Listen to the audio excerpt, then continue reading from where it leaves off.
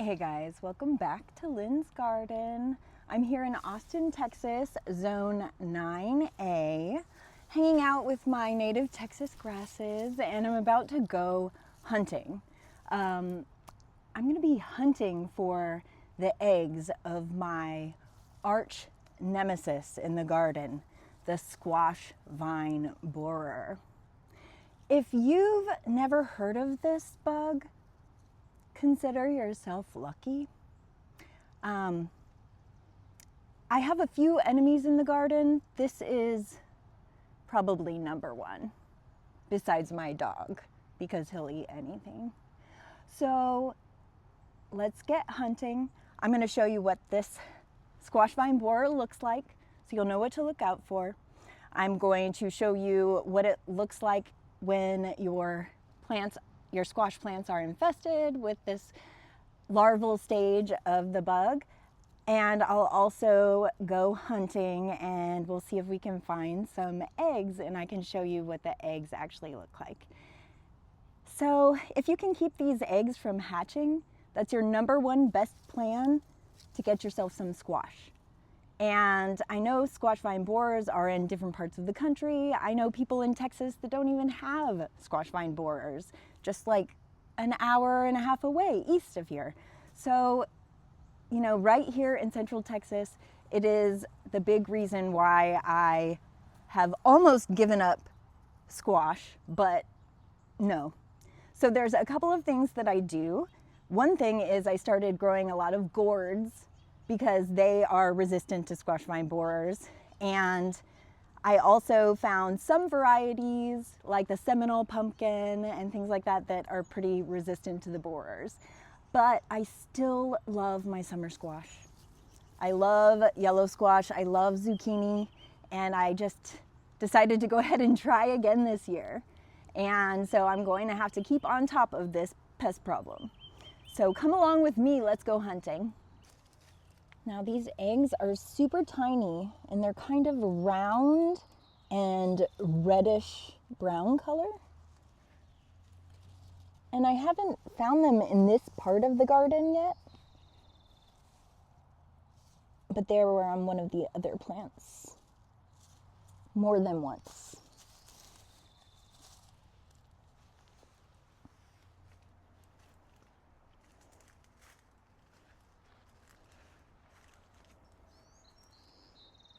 Okay. Gotta watch my step, there's so much growing.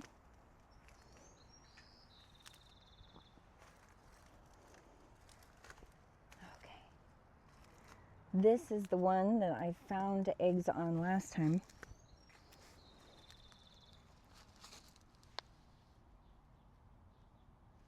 Gorgeous flowers. They're all the male flowers so far. And then about 10 days later, after first flowering, I should start to see the female flowers, so pretty soon.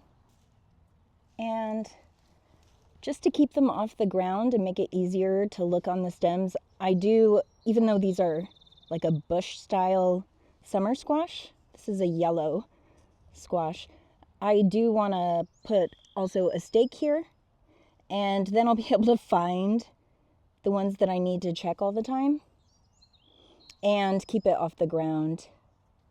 Okay, looks okay for now. Any more over here? Ooh, this pretty one doesn't have any flowers yet, but that doesn't mean no borers. Yeah, that one's okay. Okay, there's more over here.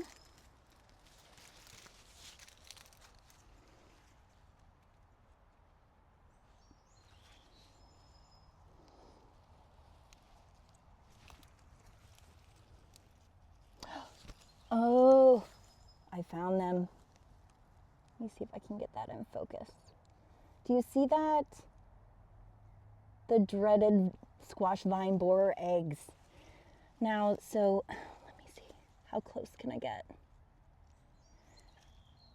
So there they are. Tiny, tiny. This is kind of magnified at this focal length.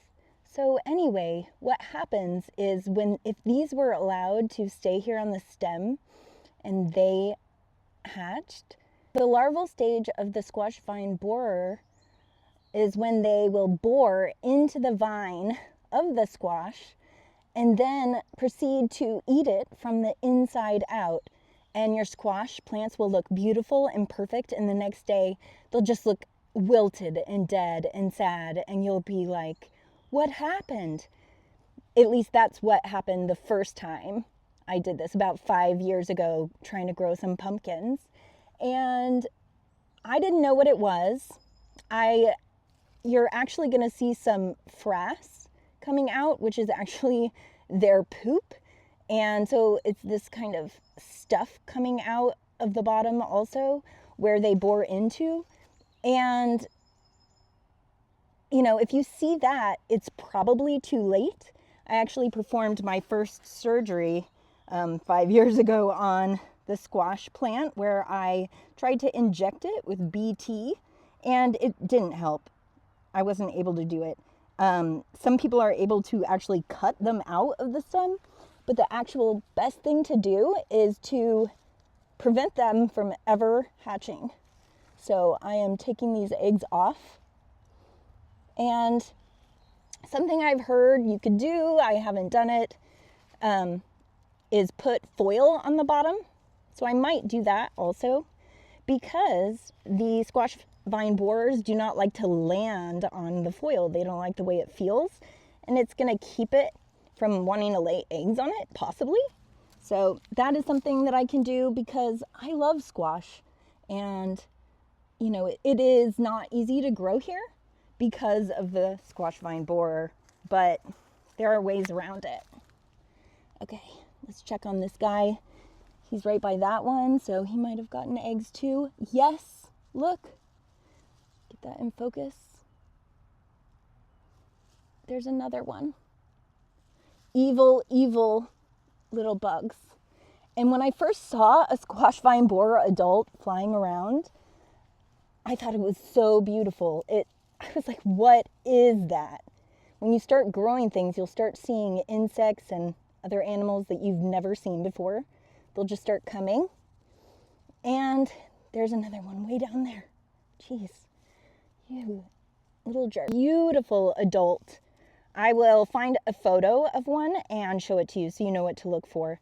And I saw it. I was like, what a beautiful bug. Now, when I see them, I'm like, what an evil, evil bug. So anyway, any more? Another one over here. So this one I've already marked. So those are my little markers, and I'm gonna kind of stake them up on that. And let's see, any more of you guys?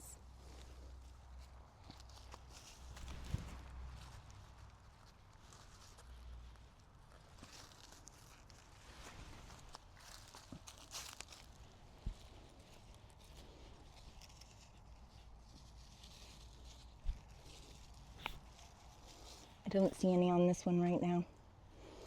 Yeah, I think you guys are gonna get foil, because why not? I have some.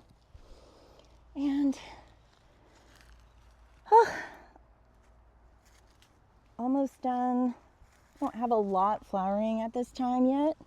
Ooh, this one is way deep in the potatoes and flowering. What about you?